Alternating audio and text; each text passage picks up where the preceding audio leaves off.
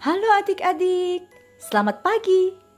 Senang sekali pada pagi hari ini Cici Santi kembali bisa menemani semua adik-adik untuk belajar firman Tuhan melalui sebuah cerita. Hari ini Cici Santi mau cerita satu buah cerita yang sangat seru sekali. Adik-adik, kalau tidak mendengarkan cerita hari ini, akan menyesal loh. Kita akan mendengarkan cerita mengenai pertarungan. Wah, pertarungan. Pertarungan antara Nabi Baal dan Nabi Tuhan.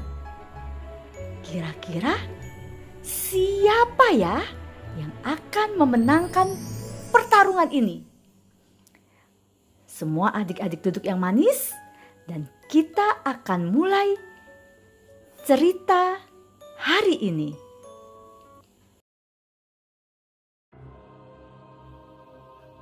Raja Ahab dan Ratu Izebel yang jahat membuat bangsa Israel menyembah patung-patung Baal, adik-adik. Hal itu membuat kemarahan bagi Tuhan dan Tuhan menghukum dengan tidak menurunkan hujan. Raja Ahab dan Ratu Izebel juga menangkap nabi-nabi Tuhan yang tidak mau menyembah patung Baal. Akhirnya Tuhan menyuruh Nabi Elia untuk menampakkan diri kepada Raja Ahab. Nabi Elia mengirim surat kepada Raja Ahab agar Raja Ahab menemuinya. Segera Raja Ahab datang, adik-adik, karena ia telah mencari-cari Nabi Elia. Ketika melihat Nabi Elia, ia berteriak, "Kau yang mencelakai Israel! Kau yang mencelakai Israel!"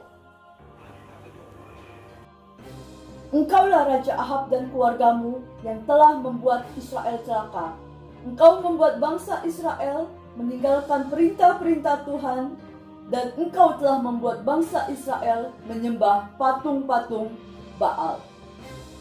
Engkaulah yang telah membuat celaka bagi bangsa Israel, sehingga membuat kemarahan bagi Tuhan. Hari ini juga kumpulkanlah nabi-nabi Baalmu yang berjumlah 450 orang dan nabi-nabi Asyera. Kita berkumpul di Gunung Karmel. Kita buktikan siapakah Allah yang hidup."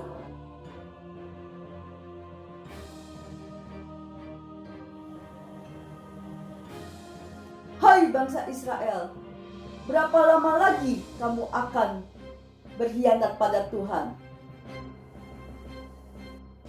Pada hari ini pilihlah.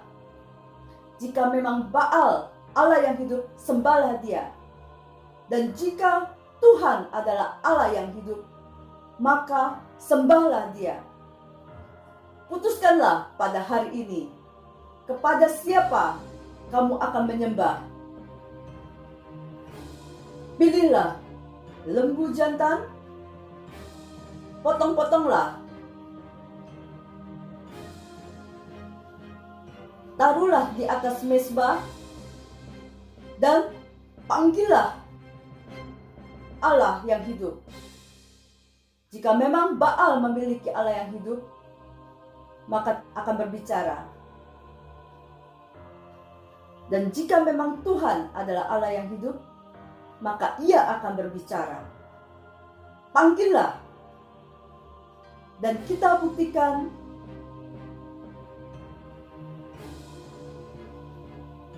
siapakah Allah yang hidup."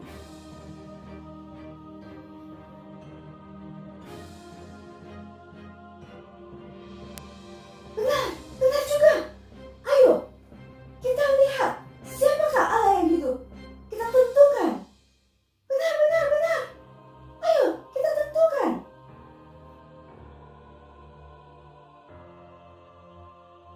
Karena jumlah Nabi Baal banyak, maka kalian mulai lebih dahulu. Pilihlah lembu jantan terbaik dan sembelihlah. Taruhlah di atas mezbah, panggillah Baal. Jika memang ia adalah Allah yang hidup, maka ia akan menjawab, Mereka terus memanggil adik-adik dari pagi sampai malam. Dewa Baal, Dewa Baal. Mereka terus memanggil adik-adik. Terus memanggil. Mereka terus memanggil dengan semangat adik-adik. Dewa matahari, Dewa matahari, Dewa kesuburan. Wah, mereka memanggil keras lagi adik-adik. Dewa, Dewa, datanglah, berikan api Dewa. Wah, mereka terus berusaha adik-adik. Tetapi tidak ada jawaban apa-apa adik-adik. Tidak ada api yang menyambar persembahan mereka adik-adik.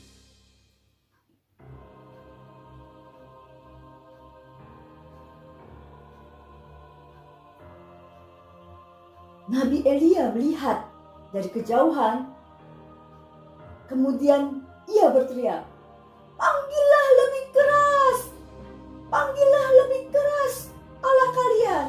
Panggillah lebih keras Baal kalian!"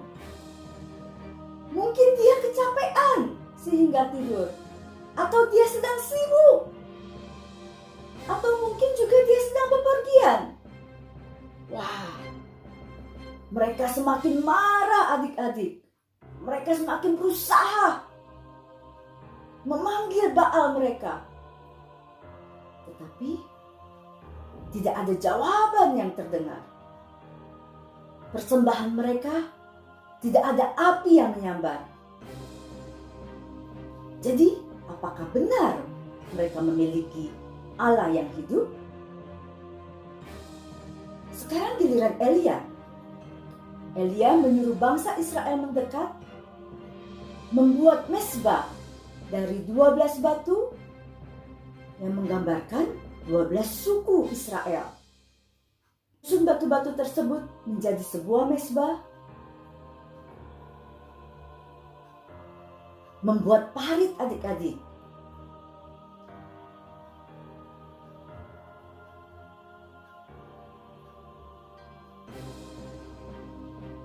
Menaruh kayu bakar di atasnya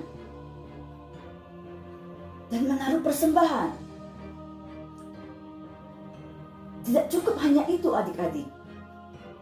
Setelah semua tersusun rapi, Nabi Elia menyuruh orang-orang untuk menaruh air di atas persembahan. Mereka menaruh 4 tempayan air adik-adik, menyiramnya adik-adik. Tidak cukup 1 kali adik-adik. Nabi Elia menyuruh mereka menyiram kembali kedua kali. Tidak cukup 2 kali adik-adik. Nabi Elia menyuruh menyiram kembali ketiga kalinya. 12 tempayan air mengaliri persembahan. Kemudian Nabi Elia mendekat kepada kurban dan berdoa.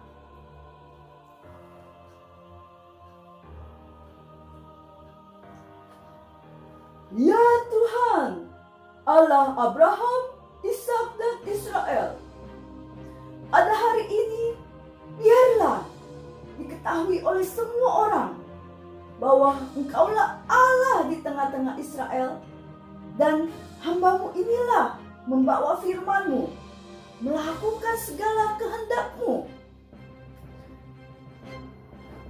Buktikanlah kepada bangsa ini bahwa Engkaulah Allah yang hidup, agar mereka bertobat dan kembali menyembah-Mu. Seketika itu juga adik-adik, api membakar hangus persembahan.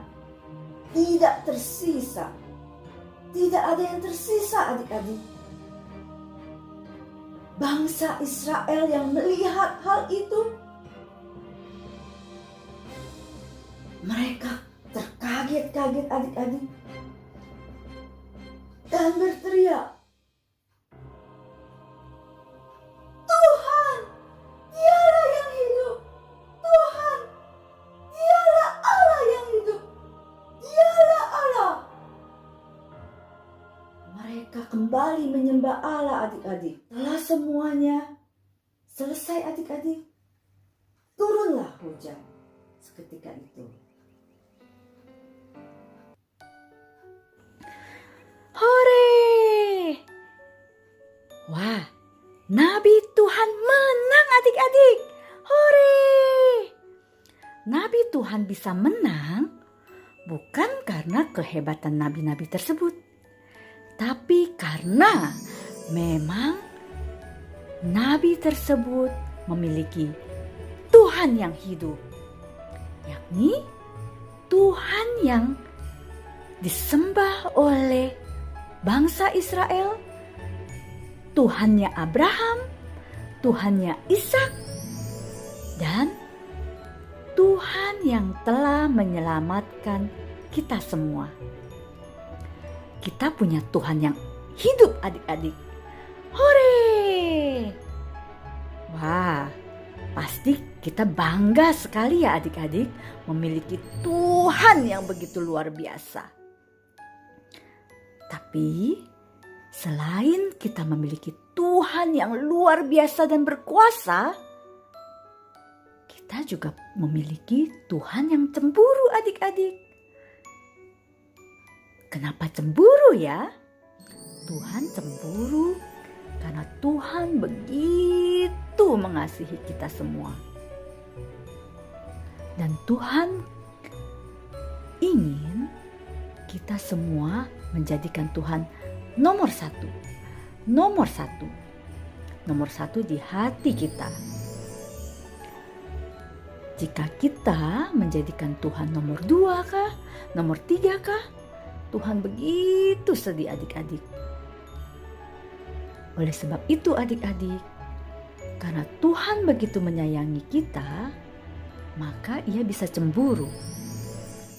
Tuhan telah membuktikan rasa sayangnya kepada kita adik-adik. Tuhan menciptakan kita manusia segambar dengan Allah. Dan yang paling membuktikannya lagi adik-adik, Tuhan telah mengirim anaknya yang tunggal, Yesus Kristus, untuk menyelamatkan kita semua. Tuhan begitu sedih kita jatuh dalam dosa, sehingga Tuhan segera mengirimkan Tuhan Yesus untuk menyelamatkan kita semua. Oleh sebab itu adik-adik, kita harus selalu menjadikan Tuhan nomor 1. Karena Tuhan telah begitu lebih dulu menyayangi kita semua. Jadi janji ya adik-adik, selalu menjadikan Tuhan nomor 1 di dalam hati kita semua. Bye-bye.